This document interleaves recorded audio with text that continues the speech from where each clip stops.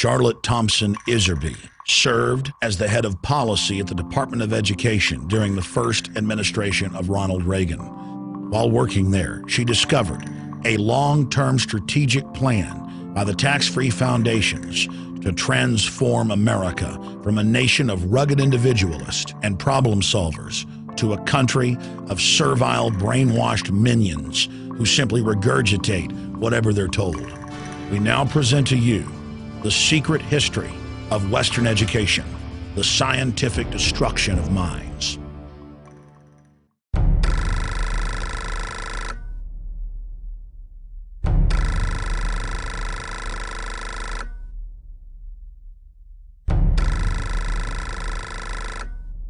The minutes reveal that in 1910, the Carnegie trustees asked themselves this question, quote, "Is there any way known to man more effective than war to so alter the life of an entire people?"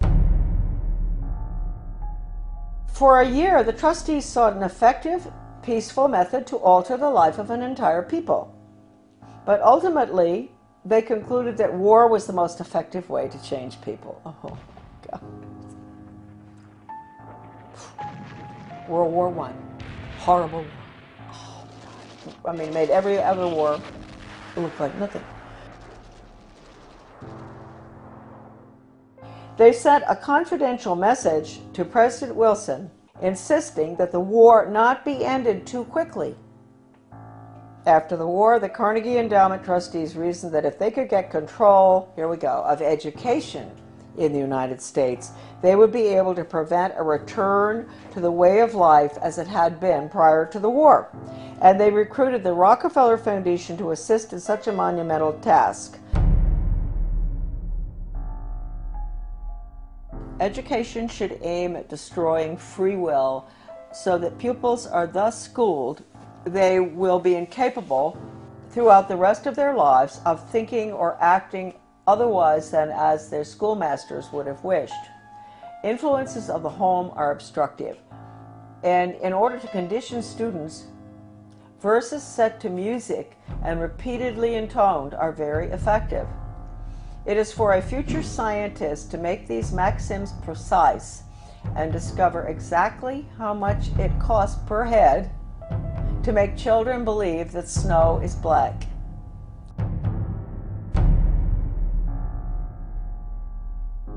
When the technique has been perfected, every government that has been in charge of education for more than one generation will be able to control its subjects securely without the need of armies or policemen." End quote. Young people cannot be trusted to form their own opinions. It's our job to tell them.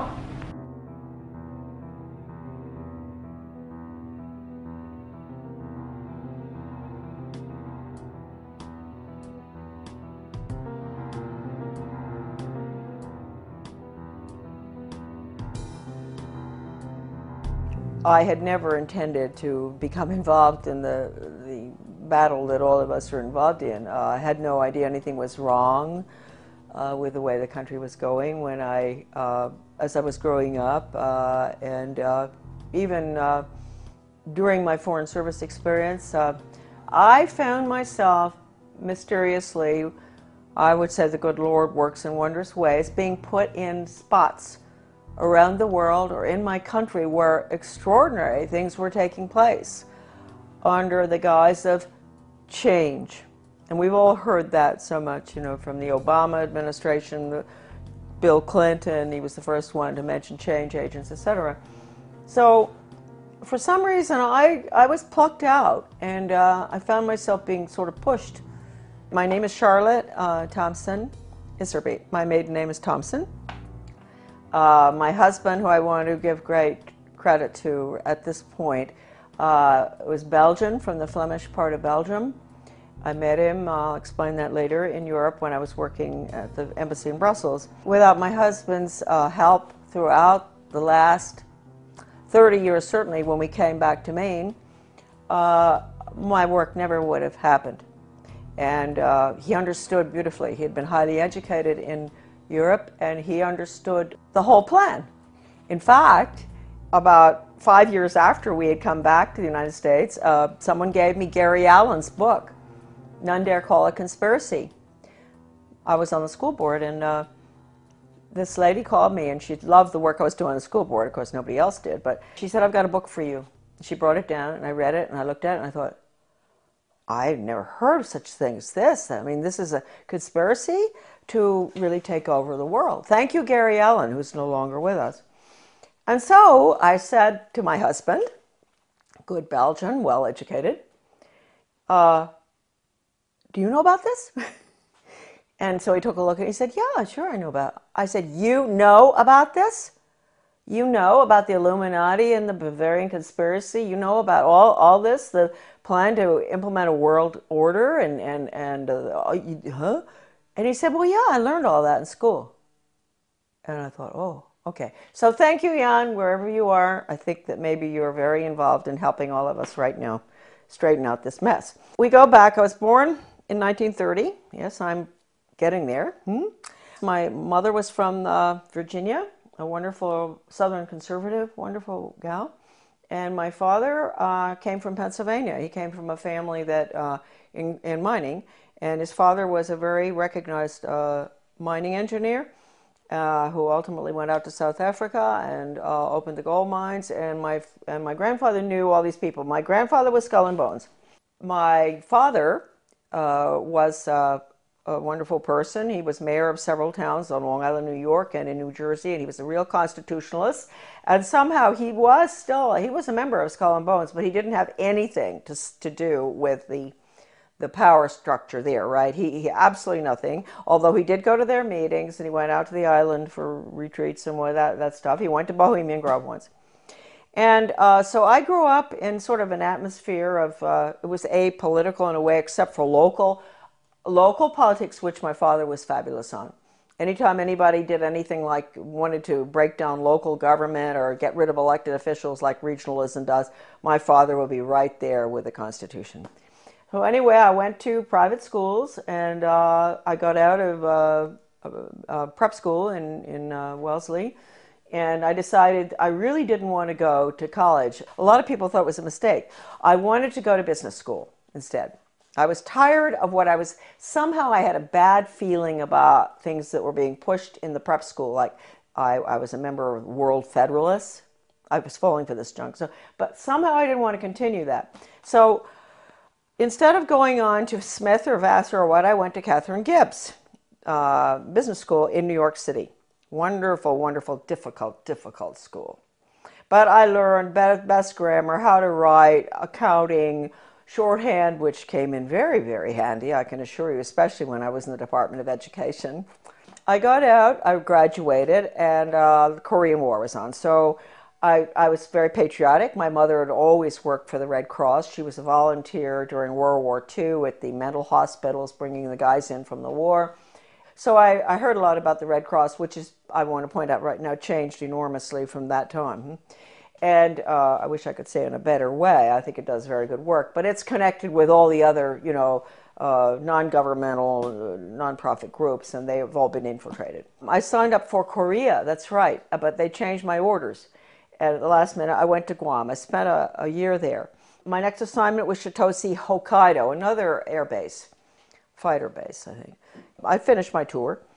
I didn't want to come home by air. I wanted to go by ship. So I decided to go. A friend of mine went with me, third class, in the bowels of the Vietnam, which was a freighter. Luckily, I was in third class. So I was down, and we had very good food, because French have good food, whether it's third class or not. Always a big bottle of wine in the middle of the table. And the people at the table were coming out of North Vietnam, coming out of North Korea, and China. They were refugees. And, of course, the Vietnamese ones spoke French, and the Chinese were very well educated. They were well educated Chinese, so they spoke English. I spoke French, so the conversations were unbelievable. They would tell me what had happened, why they were coming out, what was going on under the communists, which we didn't let General MacArthur, move in and take over. Truman brought him home. We could have won that war. We could have kept the whole Far East from collapsing, but that wasn't the plan. that old soldiers never die. They just fade away. This one woman was taking her daughter to Paris, to the conservatory there of music, to study piano. And she told me that her father, or grandfather, I'm not sure, was a very famous pianist in China during the Cultural Revolution, and that they cut his hands off. And so that, I never forgot that. And then the other lady, she was from Vietnam, North Vietnam, and she told me that her grandfather, they killed him because he was opposed to the communist regime, and they cut his head off and they stuck it on a pole, and they marched around town with his head on the pole, which of course was to, warn the rest of the Vietnamese, keep your mouth shut. Don't go up against this regime. Then my father, he's a New York lawyer, an absolutely wonderful person, great sense of humor, and I know he's skull and bone, so we have to forgive him for that.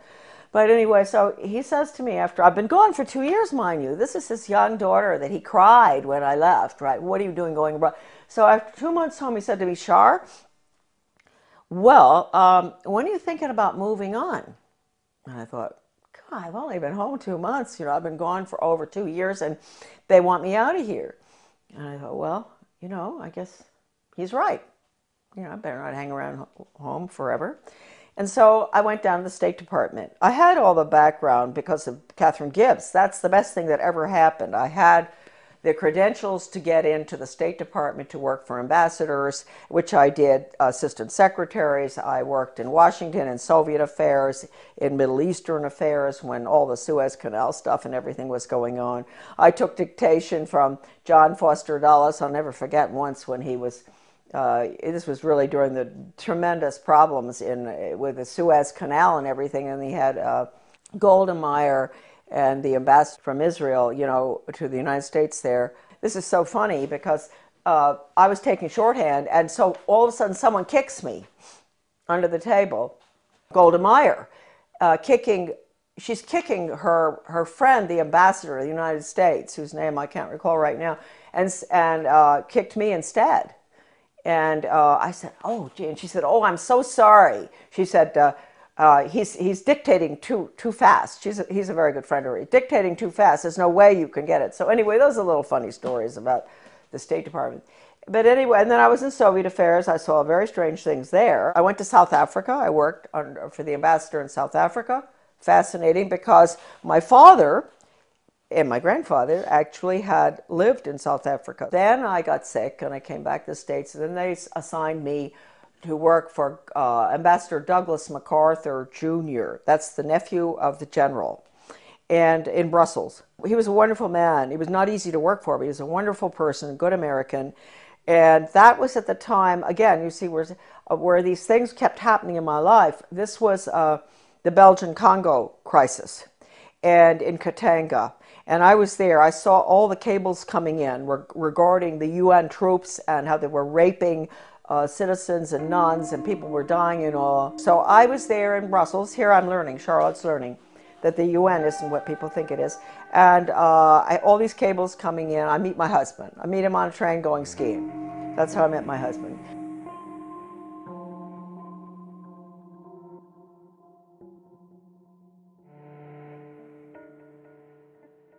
My husband and I are engaged. We subsequently get married in the United States. He comes over.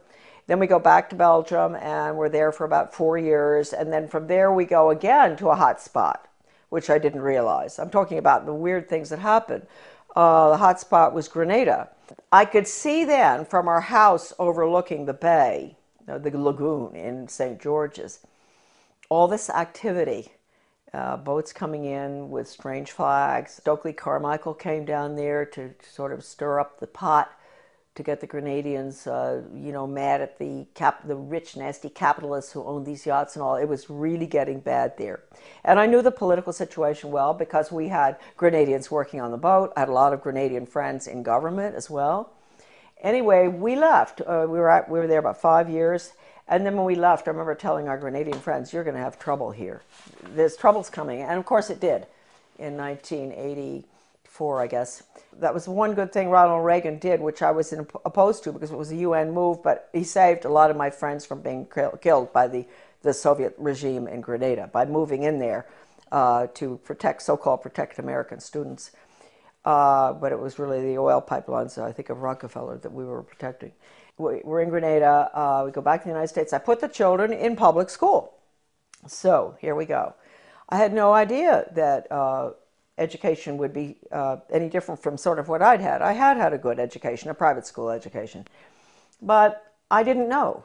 And so they go into the public school system in Camden, Maine. And in retrospect, I believe that that was a pilot school, one of them for the whole country, for changing our education system from an academic classical educational system to brainwashing for the international socialist government. Everybody has all the research on this. I have so much. It's all in my book, The Deliberate Dumbing Down of America. I hit Camden and I start asking, I get on a little committee, philosophy committee, and we were all asked by the superintendent, highly skilled change agent out of Harvard, well, I want to know what all of you feel the purpose of education should be.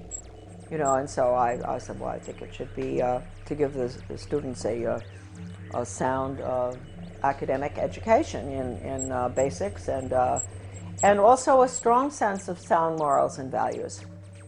And boom, they all looked at me and they said, whose values? And I thought, hey, what's going on here? I said, well, what's happened in my country? I mean, don't we still have the same values? I mean, don't we all sort of agree? You don't steal, you don't rob, you don't kill babies, you don't kill people in war, a lot of things that I thought we believed in. You don't lie. Everything was changing, and I saw it, and I saw the curriculum coming in, and I went for the values clarification training myself to find out. I had a call from a master teacher who taught all over the world, and she said, you are absolutely correct. I was on the school board by that time.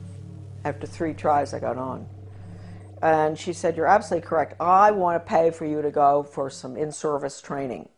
And I said, in what? And she said, well, it's called Innovations in Education, and it's how to become a change agent. She paid $100 for me to go. I went.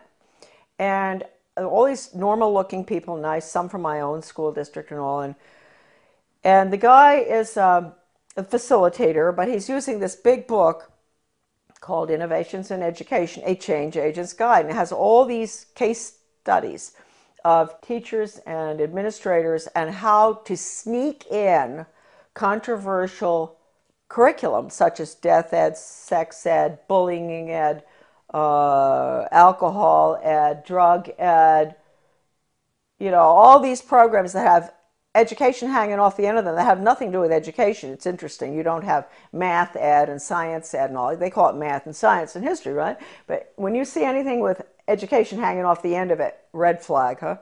In that training, he taught us how to identify resistors in our community. And they were the people who were smart, who knew that these programs were designed for nothing other than to make children engage in sex, to drink, to take drugs, to do all of the things that the parents were being told the programs were to help the children. I was considered a resistor too. Here they were training me to identify myself, huh? And so I never, ever got over that. Also, we were being trained to go to the important people in the community, and they're really very good people. We all know who they are. They're friends of ours and all, but they're head of Rotary, head of Garden Club, head of Historical Society. You go to them and you explain to them in very, very good, highly skilled change agent manner, which is just lies, how important these programs are for your children. We've got to put these programs in. This was 1973, all the way through right now. Huh? That period in education, we call it the unfreezing of our children's values, the ones taught by the parents at home and the church, basically. Change agents were highly trained by the National Training Laboratories. We had the headquarters for that in Bethel, Maine. That goes all the way back to World War II. I have the original paper from that, and it said that what they're putting in is they want to change the values to unfreeze the system, and then they're going to implement the new values, the new communist values for world government. So that was the goal, and they did a good job on it between 1970 and the year 2000. And now the values, as we can all see, people are saying, oh, well, we've got to be tolerant, there are no absolutes anymore. That's not fair to judge people. Don't be judgmental. If your grandmother is dying of cancer and you can't afford the medicine, it's okay to steal it. That's what you call values clarification. With the education for a planned economy, using workforce training, identifying children at a very early age, what they're going to do the rest of their lives. It's the Soviet planned economic system, starting as early as first grade. That's being put in now under the guise of school choice, charter schools, and using the performance-based, outcome-based Skinnerian Pavlovian method with a computer. Pavlov, interestingly enough, was a Russian. People think that he invented operant conditioning. He didn't. He went to Leipzig, Germany, and he studied under Wilhelm Wundt in the 1800s, mid-1800s. Wilhelm Wundt was a philosopher, German philosopher, who was involved in trying to figure out how you can get people to do change, understanding the psychology, what makes people click, how you can get them to do what you want them to do, etc. And he became very frustrated with the inability to change people's behavior and their views and everything, doing the traditional way, lectures and this and that and all, and discussions and all. And finally, he realized that what he was dealing with was the human soul. The soul is a very difficult thing to track. It sort of floats all over the place, and it rebels, and it doesn't, it's independent. And so he came up with a scheme to attack the nervous system. That's really what it is. It's neurological. If you can get them to react in certain ways to what you want, like when the doctor, give you a good idea, the doctor used to, physical exams, they'd take a hammer, a little rubber thing, and knock your knee, and it goes boop. So he figured, well, you know what? We can operate on that thesis where we attack the nervous system, and it's a stimulus response thing. So you have to provide the stimulus in order to get the response. Well, if it was dog training, the stimulus would be a dog biscuit or something, and ultimately, when the dog sees you taking the biscuit out of the box, he's going to do what you want, right? And so it's really pretty simple. I had never gotten involved in having to figure it out until a very good friend of mine, a teacher in Arizona, had to go through the first program that was brought out of 1965. One of the first ones, it was called Mastery Learning.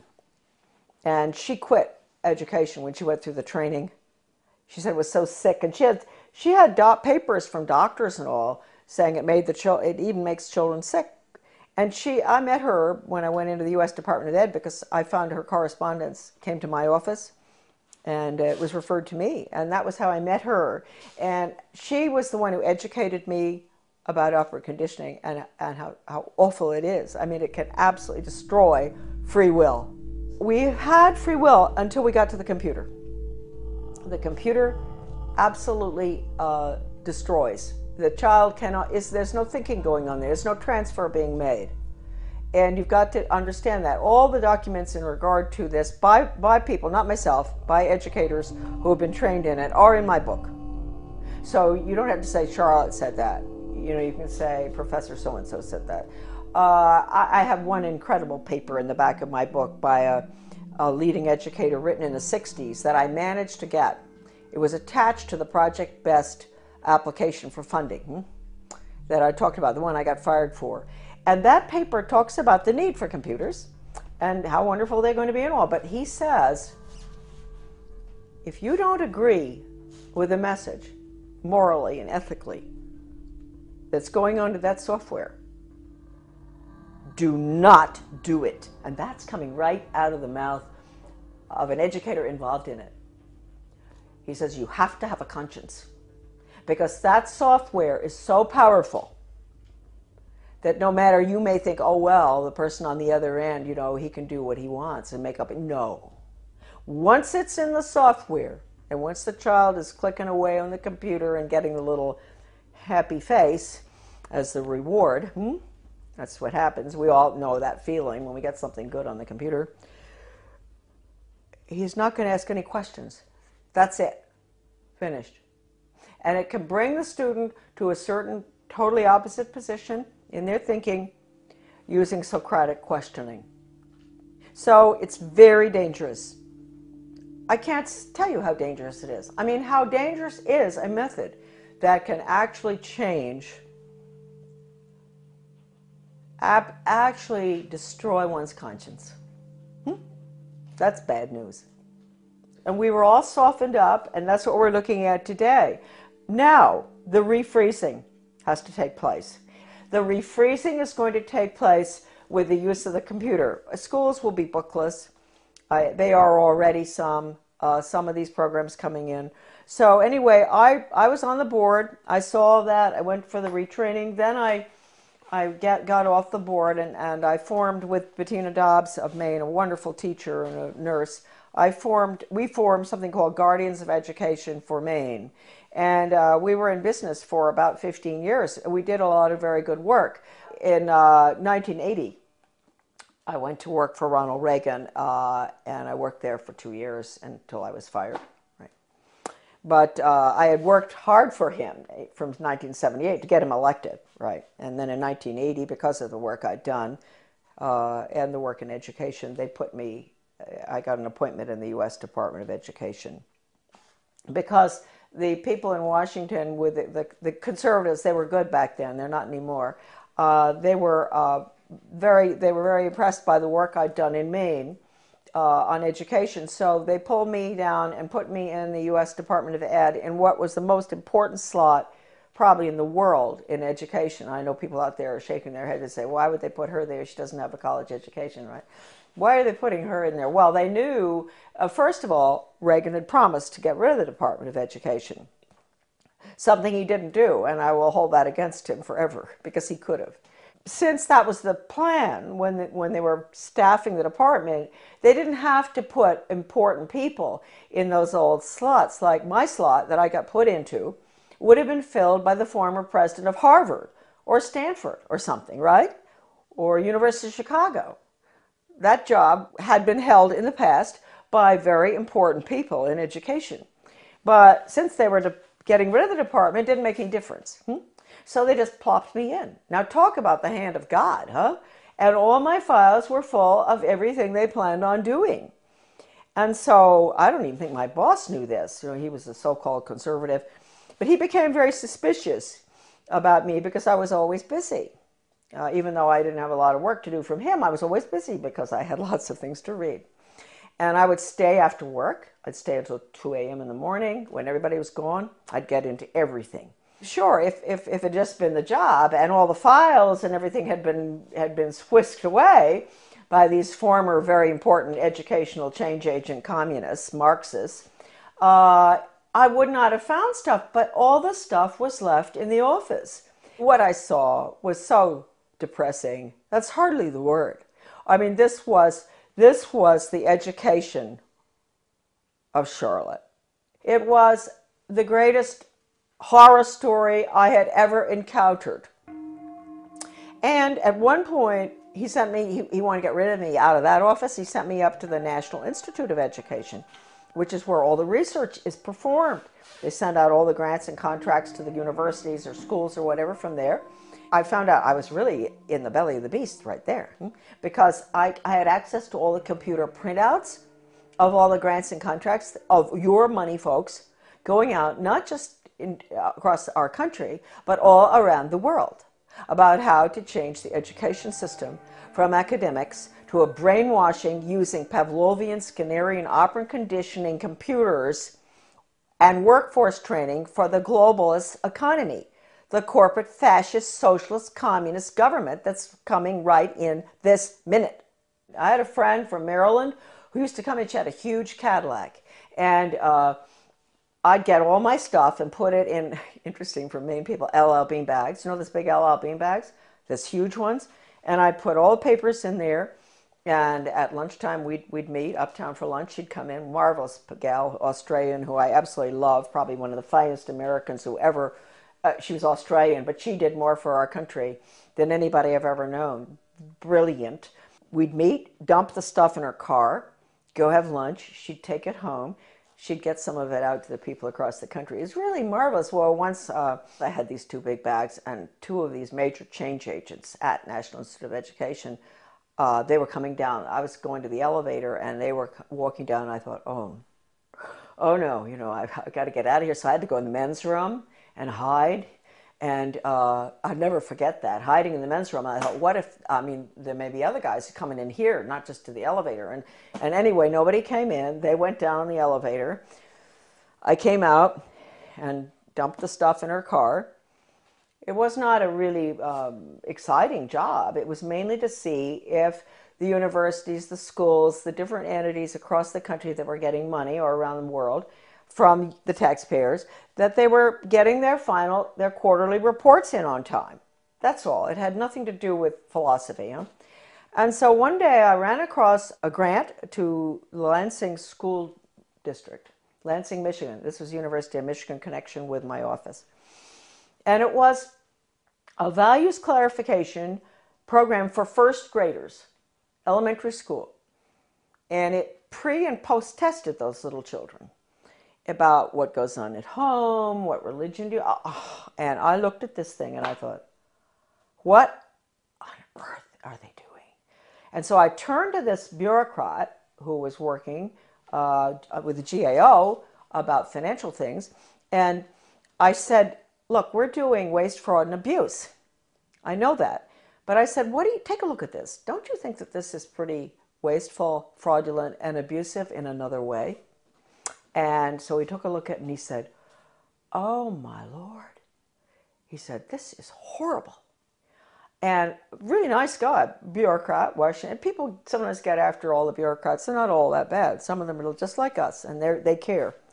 And I said, well, look, you know, I'm only meant to be here 2 weeks, but could you give me extra time? Because I want to go through all these grants and contracts. And he said, you can have as much time as you want. So I spent 6 weeks up there going through all the stuff. And I can't tell you how horrible. First of all, even if you don't care about children, you don't care about education, you don't care about your country, you don't care about anything, people? Are there people out there who don't care about anything? They do care about their wallet, huh? You should care about this money that has been spent in the name of education. It's total brainwashing. Anything coming out of Washington is a total Marxist brainwash. And Marxism is the world of the future unless we stop it right now. I'm fired for leaking one of these documents to Human Events. It was the one that put technology into, with the computer on, with the curriculum on it. It was a grant going out to every single state with the computer curriculum for the state. Can you imagine, designed by Washington and all the different government education associations. And within that big paper that I found, Better Education Skills Through Technology, it was called, Project BEST. I found this one paper, this was sort of a draft, and it said, what we at the federal level can control and manipulate.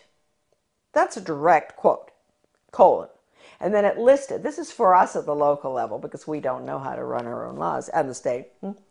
I get fired. Then I write the president, I write Reagan, and I tell him what's going on in the department. And I said, you would be shocked if you knew. This place has got to be shut down, etc. And it was a long letter. I explained everything, that the U.S. Department of Education is a Marxist factory designed to destroy any semblance of good values, academics, etc., and to make sure our children march blindly into a socialist communist world government. That's the goal of the U.S. Department of Education. They didn't want anyone to know that Ronald Reagan had that letter. So I never got a reply. I tried to. I called Ed Meese. I went home, called Ed Meese, who was the chief counselor or whatever in the White House, and I said, I want to talk to you all. I want an answer to that letter. Finally, I went down and talked with Ed Meese's aide, Ken Cribb, and I said, he patted me on the shoulder, you know, that way they do that. Oh, Charlotte, aren't you pleased to know the president got your letter? That's an admission right there. I know he got it because John Lofton, a journalist at that time in Washington, called his office, the White House, back in 1983 or something, and asked. And they said, yes, it's on his desk, and he's marked it up. So let's get that straight. He had it. The purpose of that letter was to make sure that that department is abolished and the American public education is returned to its original status, run at the local level and with elected school board members and with no influence whatsoever from the federal or international level. That's how it should be. It was the best education system in the world. That's what I was asking for. Anyway, it didn't happen. That letter to Reagan, again, is on my website, Deliberate Dumbing Down, under a PDF. I wrote in 1985 a book called Back to Basics Reform or Skinnerian International Curriculum. And to make sure people read this little 39-pager, I decided to put an asterisk so that they didn't really have to read it. I put an asterisk which said, necessary for United States participation in a one-world socialist government plan for the early years of the 21st century. When the conservatives, the neocons, let's call them that, not Goldwater people, when the neoconservatives, Heritage Foundation, all of those groups, I'm sorry folks, when they saw that book, they boycotted it. They boycotted that book, which told Americans exactly what I just told all of you, what I'd seen, and that we had to get rid of the department. And it all happened under Ronald Reagan. You call it what you want. Corporate fascism, socialism, communism, planned economy. You call it what you want. What is it? It's really, it's horrible. Your children have no upward mobility whatsoever. I told you earlier. I said, yeah, they're put into a slot early on. The government and the schools, they decide what your child is capable of doing the rest of his life. He might be able to sneak out of that sometime if he's brilliant and do his own thing, but it's unlikely. So it's fixed. This is the end of upward mobility for our children, end of freedom for this country. Planned economy is the end of freedom. It's a failed system, but there are people at the top who live very well by it. And then I find out that Ronald Reagan has signed an agreement with Gorbachev to merge the two education systems. Well, you can't tell me that conservatives didn't know that was going on, because I know some who were at Geneva when this happened. And they didn't do anything about it, but we found out. And so we fought this United States-Soviet Education Exchange Agreement.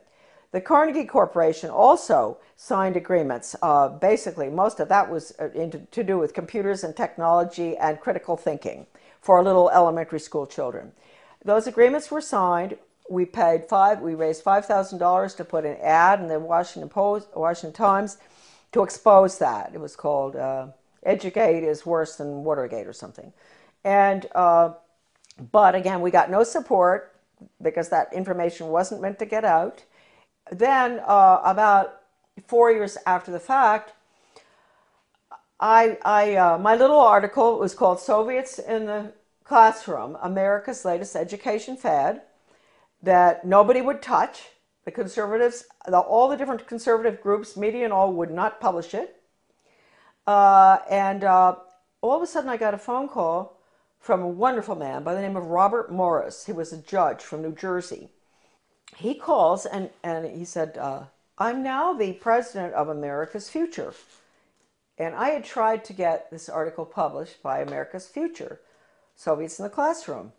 And I couldn't get it published. It was interesting because America's Future used to do a lot of articles on bad textbooks and everything in the United States. And I thought surely they would be interested in the United States-Soviet textbook agreement too, and exchanges. And I was sure but no, they would not publish it. So this Bob Morris became president. He found my article in a drawer in the desk that was left there, the manuscript. And he read it and he thought, oh, what is this? Can you imagine? He's a leading conservative himself, very important person. He had not heard about it. He had not heard what Reagan had done. It's happened ever since 1958, when the first agreement was signed by Eisenhower with the Soviet Union at the peak of the Cold War.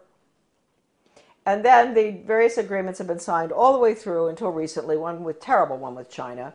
So we have merged, and let me point out, just today, I was informed that there are forces at work in the state of Maine that are surrounding our wonderful people that we elected last November. Traditional Mainers, good, hardworking Mainers who were very upset about what's going on. They worked hard to get our governor in, a wonderful man, Paul LePage. And I want to warn all of you that out in your states, if you elected some really good people, they've been surrounded. And you've got to be very careful. You've got to let them know not to go along with any of the agendas that call for regional government or consolidation. Because regionalism, you know, the merging of services, the police forces in one town, police force merges with another one, the schools consolidate, all the little schools merge into a big one. They tell you that's to save money and all. They're lying to you, because it doesn't. We know that. It doesn't save money. But what it really is, regionalism is communism. And I have an article, it's in Deliberate Dumbing Down of America. You can look up the name Zeitlin. You will see this communist writer for the Communist Daily World in the mid-70s talking about the need for the United States to implement regionalism and consolidation. It's communism. So any effort that you see out there where they use the word, they don't use the word regionalism that much anymore, they're getting smart. They use the word consolidation. They convince the people, especially in economic downturn times like right now, this tragic time we're going through, that this will save money, that it won't have as high taxes. Consolidate, consolidate, don't do it. We are the major country that's going down to communism, and the rest of the world will follow. They'll call it the global system, the international socialist global system. It is nothing but a totalitarian system. In 2002, President Gorbachev, in speaking in London, he called the European Union the new European Soviet. We know what we're looking at. The North American Union and all other regional entities throughout the world, whether it's the Pacific Circle Consortium or whether it's the Middle East. You think we went into the Middle East for any reason other than to destroy Iraq and to make it part of a region hooked into the banks? What they're doing is they're destroying the Middle East so they can restructure it as a region in this new world order. So these are all the regions. Their whole structure is based on the model, which is the European Union. So I ask Americans, what will you call? What would Gorbachev call the North American Union? He would call it the North American Soviet. How do we like that? Wake up. If there's anything that is important for you to remember from these videos today, is that we are at the end of the line. We are doing exactly what Gorbachev wants. Consolidation. Now, this is an interesting cartoon. This is regional government. This is the consolidation of schools, basically. And you see the little guy in the one-room schoolhouse, he's chewing a piece of grass or something. And he looks very happy. He belongs to Little Frog Lick Creek High School. He's chewing the grass with a smile. If you follow him through, you're going to see him looking more and more miserable as they merge his one-room schoolhouse to a six-room schoolhouse, to 8 more schools, and then into a central school, which is a region. And then you're going to see him at the end. He's holding his left arm out, up like this, clenched fist, little hair, very unhappy. And his t-shirt says, Our Lady of the Benevolent Dictatorship, One World Global Training Corps. And then the last one, he has on earphones, you know, like you guys have all the time. Finally, he's smiling. He's connected to something with a wire. And it says, Interplanetary Carbon Unit Reprogramming Pod. Well, I saw that in a very liberal left education journal called Phi Delta Kappa. Many people will recognize that, 1983. The title of it is Consolidation, going from the small school to the central regionalized school, and which is what regional government is all about. And you can get rid of all the parochial views that the children have in the little school, where the parents can go, the school board meeting is just across the street, the school, and all the parents know each other, the teacher, it's a lovely atmosphere. And then you end up with all the children going long distances on the bus, which is no good for them, to the regional school. And then you have country boys and girls who are being mixed with city boys and girls. So then they get into the drug scene. So we've seen with consolidation that the test scores go down, the drug problem gets worse, the cost of education increases, although they tell you that consolidation is to make it cheaper. A lot of people just don't understand the word consolidation. Consolidation is consolidating all the services together under the guise of this is going to be cheaper for you. But in the process, what happens is you lose all your elected officials because all of these entities are being merged. So at the local level, you don't have any representation anymore. And ultimately, you spend far more.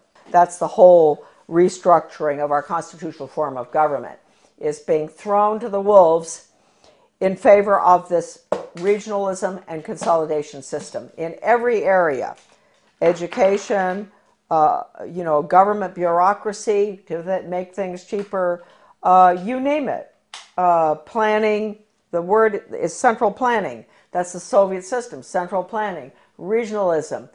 No matter how beautiful everything looks outside, no matter how good those restaurants are in your town, or the good funny movies, or the whatever, no matter whatever beautiful things you see in your life and your family, etc., folks, it's curtains. October 24, 1975, the World Affairs Council of Philadelphia issued a Declaration of Interdependence, written by well-known historian and liberal think tank Aspen Institute board member Henry Steele Commager. This alarming document, which called to mind President Kennedy's July 4, 1962 speech calling for a Declaration of Interdependence, Kennedy, was written as a contribution to our nation's celebration of its 200th birthday and signed by 125 members of the U.S. Senate and House. When in the course of history the threat of extinction confronts mankind, it is necessary for the people of the United States to declare their interdependence with the people of all nations and to embrace those principles and build those institutions which will enable mankind to survive and civilization to flourish. 2 centuries ago, our forefathers brought forth a new nation. Now we must join with others to bring forth a new world order. We affirm that the economy of all nations is a seamless web, and that no one man can any longer effectively maintain its processes of production and monetary systems without recognizing the necessity for collaborative regulation by international authorities. This little blue book is called Conclusions and Recommendations, and it has a weird title, and you'd think it only deals with social studies, but it doesn't. It's the report of the Commission on the Social Studies.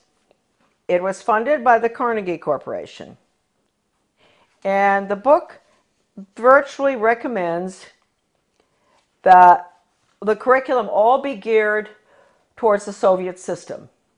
Internationalism, planned economy, etc. It's been referred to by a leading British professor of British socialism as a plan for a socialist America.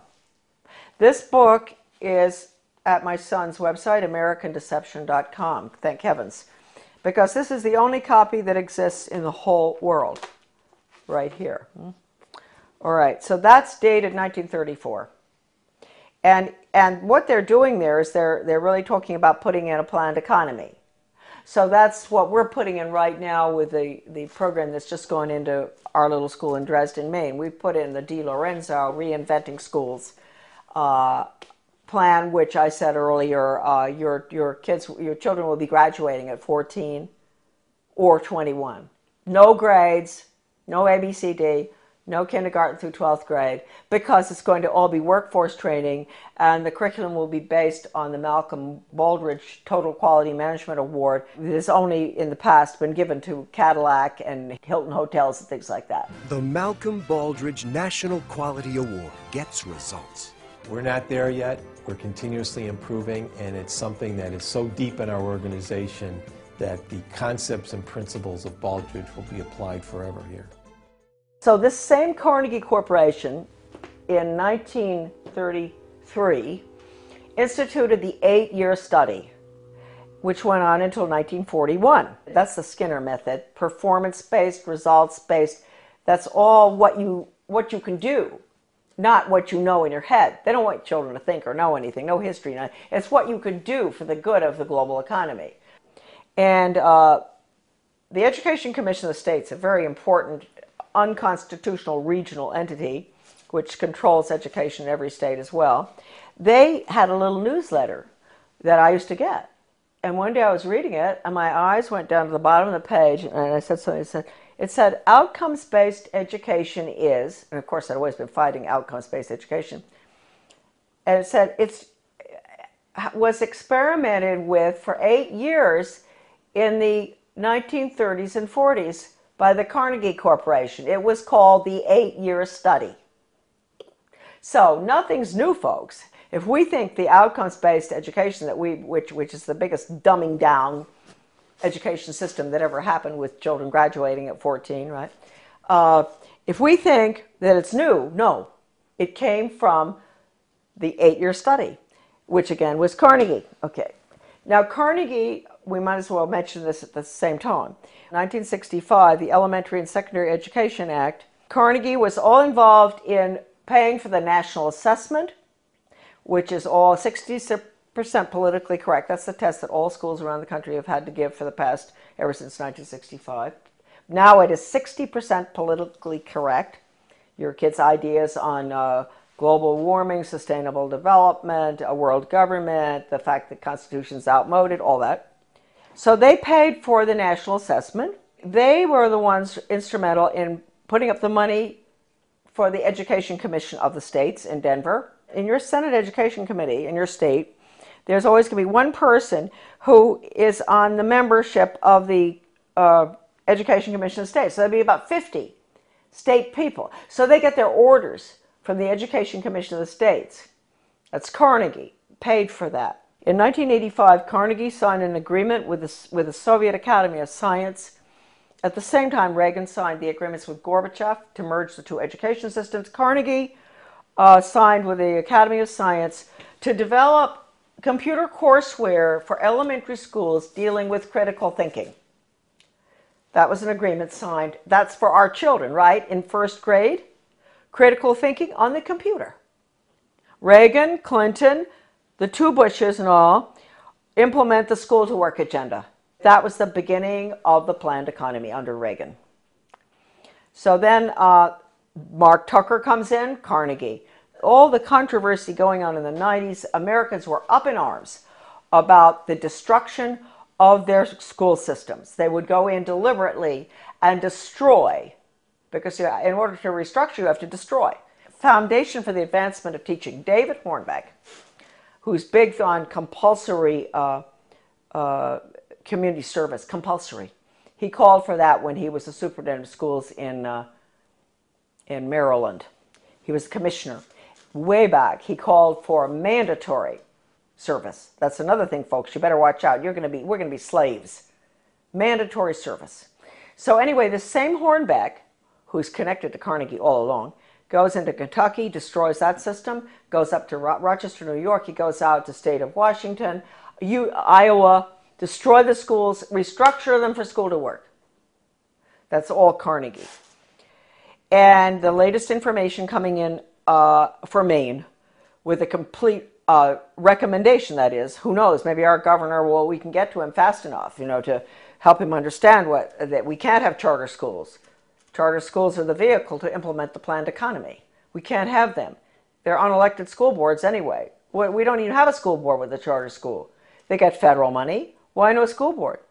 They get federal money, so we have to give the federal test. No charter schools, forget it.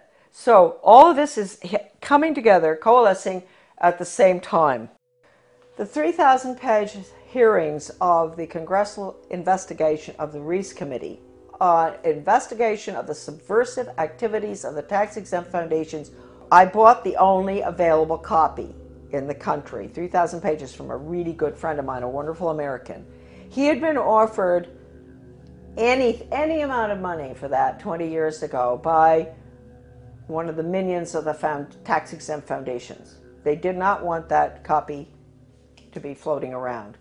The research director for those hearings, his name was Norman Dodd. I knew him.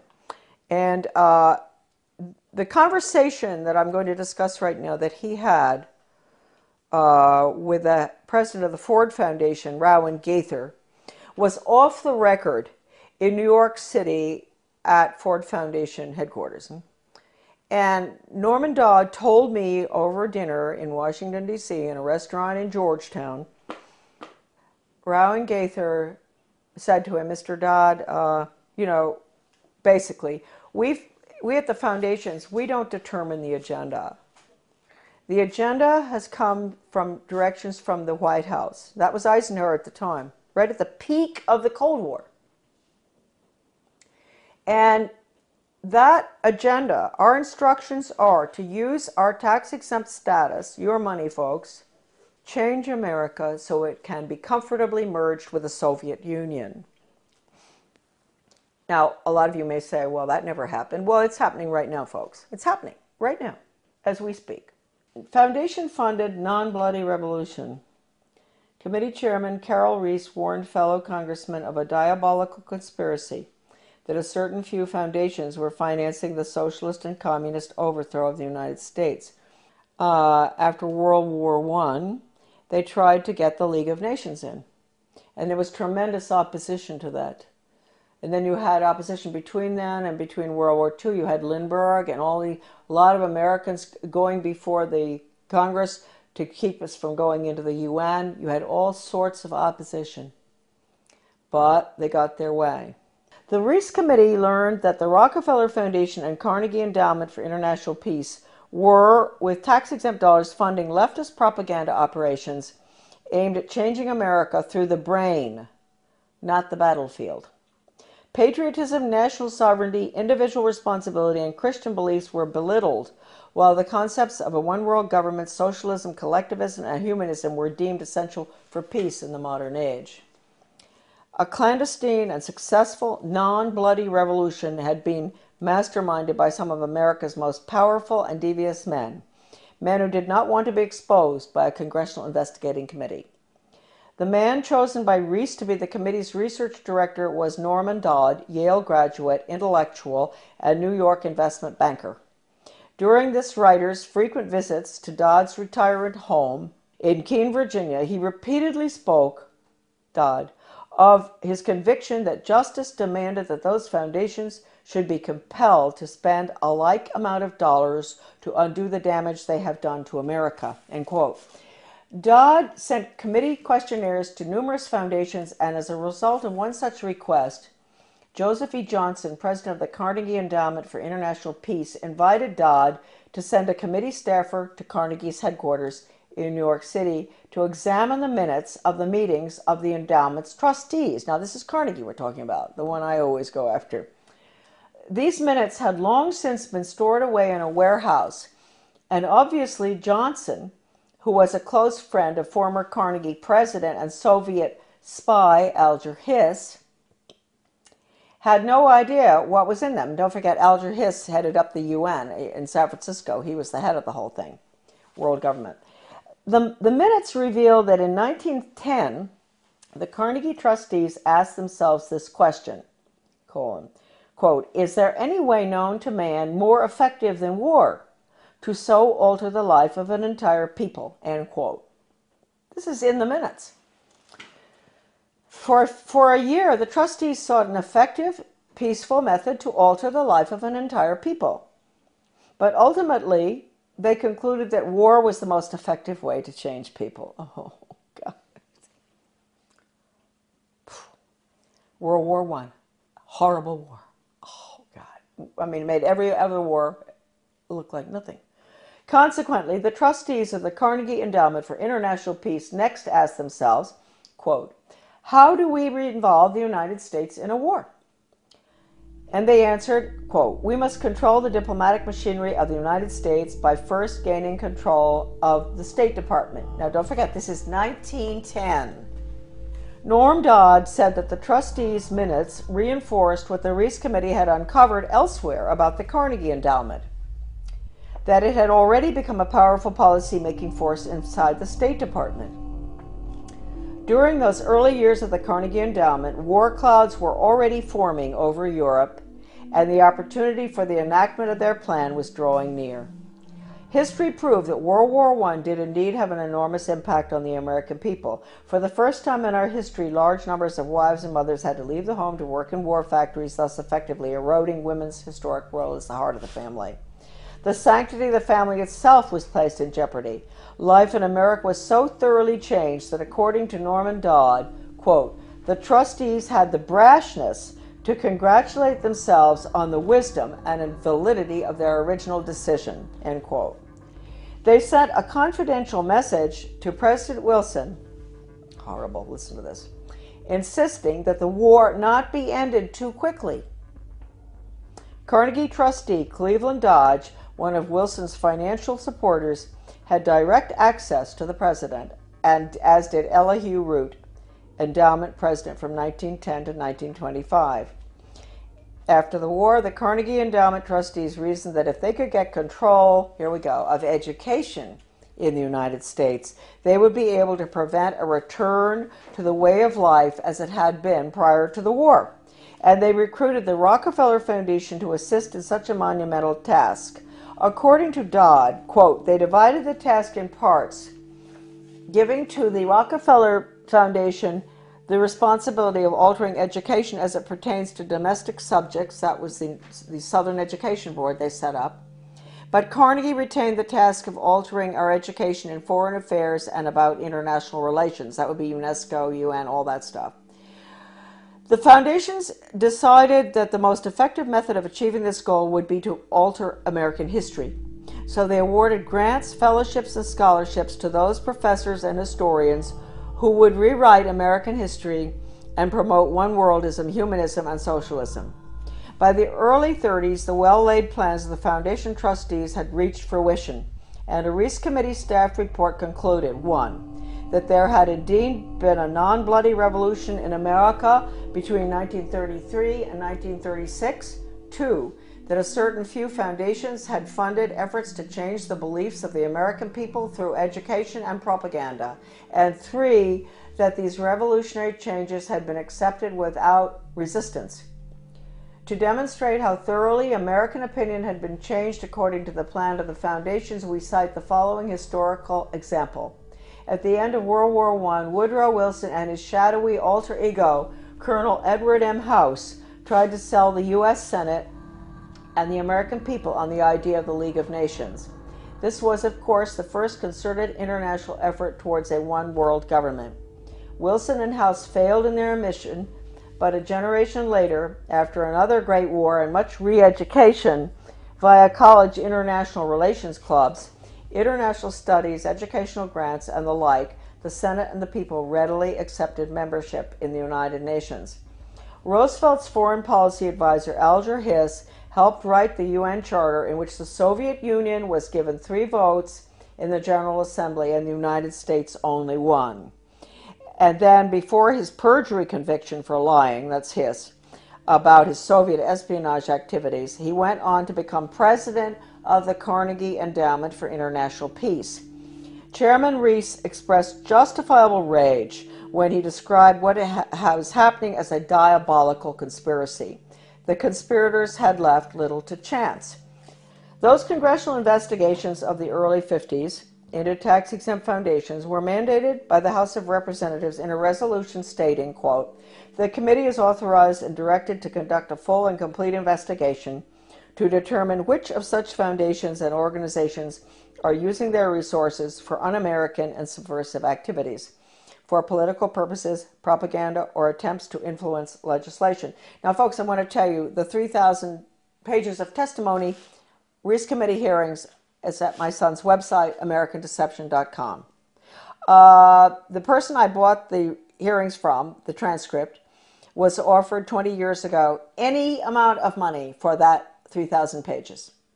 The foundations wanted it back. It was the only copy left available. And he would not sell it to them. So my friend sold it to me. My friend knew Norman Dodd very well. He sold it to me for $3,000, which is really cheap. All right, a dollar a page.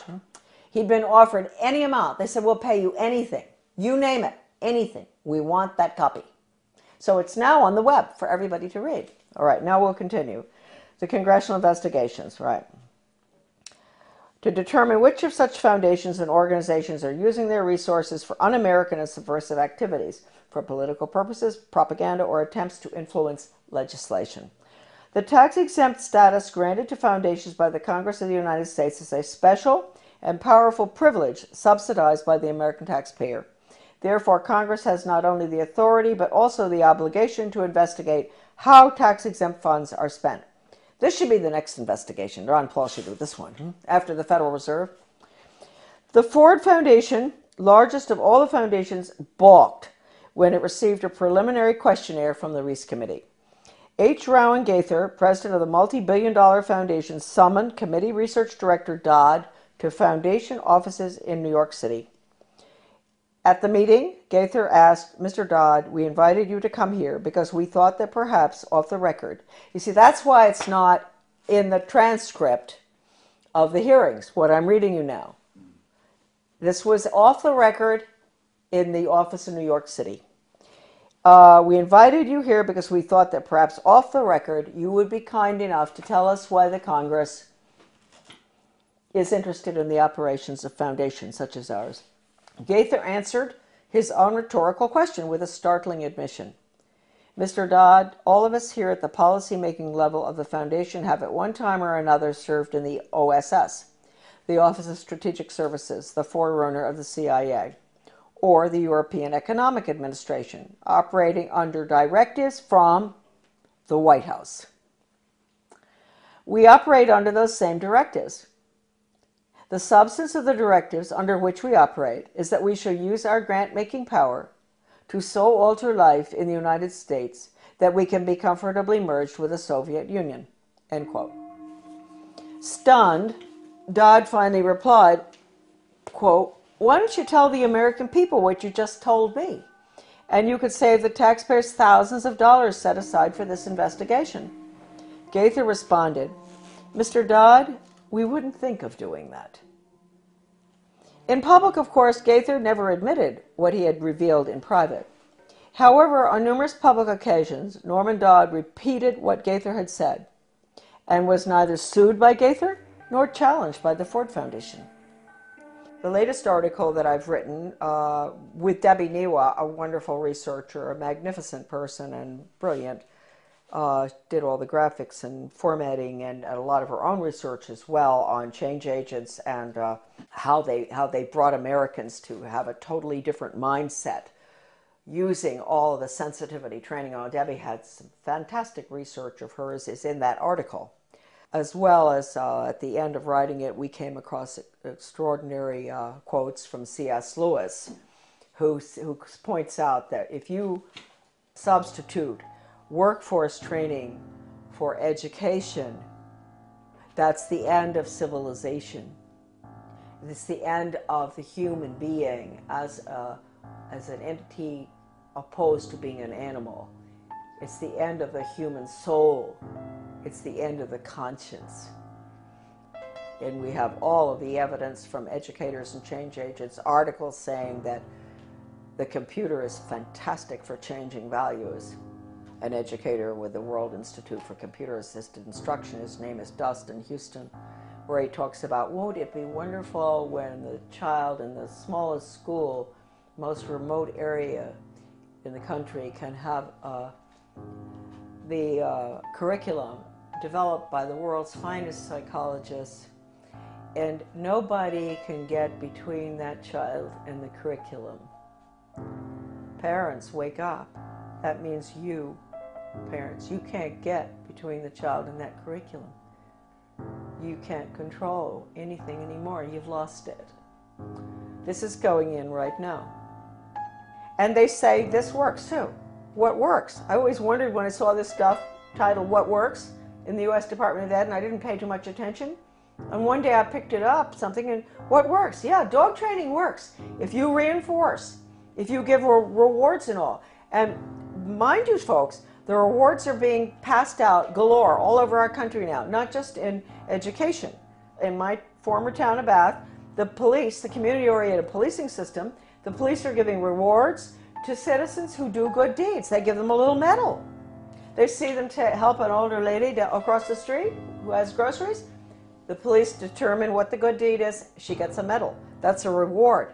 That's conditioning. That's operant conditioning. You're going to end up with a society that never does anything for the sake of it being right.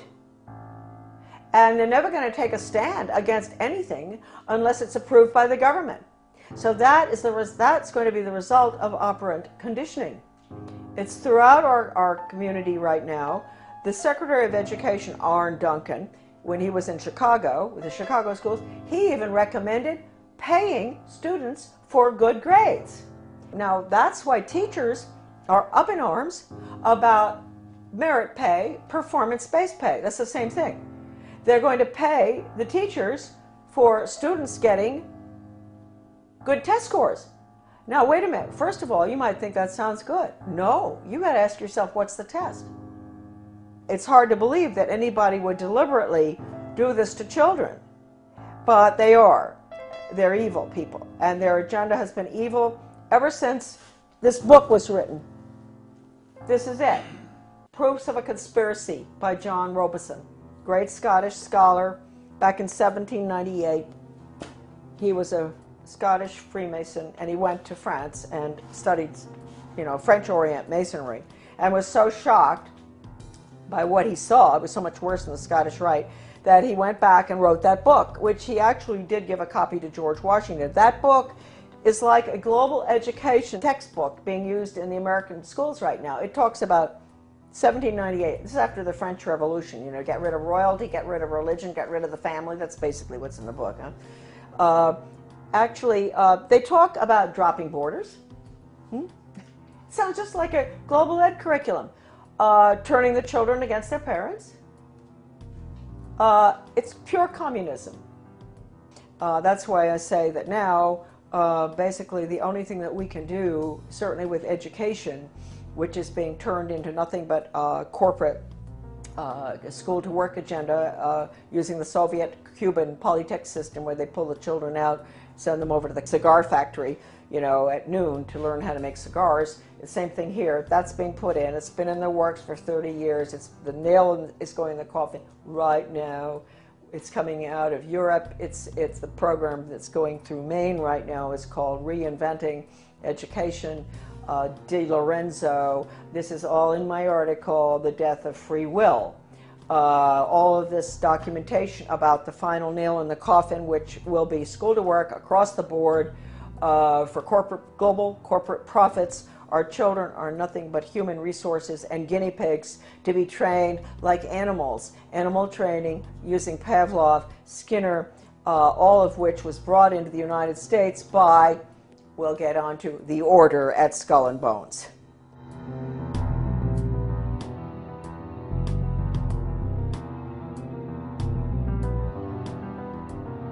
Coming soon to prisonplanet.tv, part 2 of our in-depth interview with Charlotte Thompson Iserbyt. We will expose the secrets of the Order of Death, publicly known as Skull and Bones. Mrs. Iserbyt's information, obtained from her father and grandfather, who were members of Skull and Bones, was the key intel used in the seminal work by Anthony Sutton on Skull and Bones.